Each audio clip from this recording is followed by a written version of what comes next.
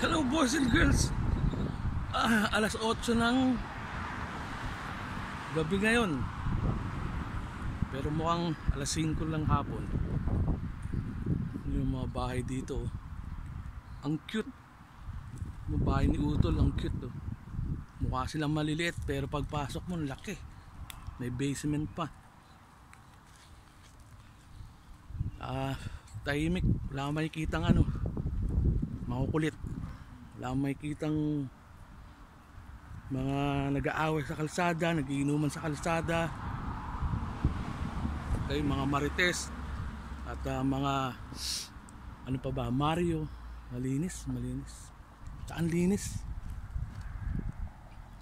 Napakalinis.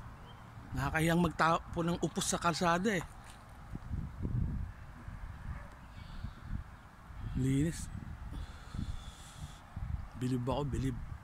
Taas kamay ko sa lugar na to. Panalo.